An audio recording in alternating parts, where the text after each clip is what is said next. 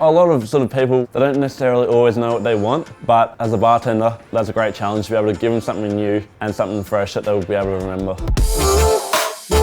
I'm going for a strawberry and kiwi sort of tequila style drink. So sort of two sort of flavours where you may not necessarily think go well together, but they work a treat. It's definitely, I don't know, it's just sort of something a bit more sort of on the sweeter side, but also it has sort of a bit of complexity to it, and also something I'm hoping that customers will appreciate as well.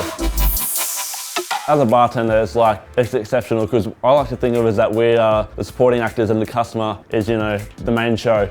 And for them to be able to walk away with an experience that they hopefully won't forget is really rewarding.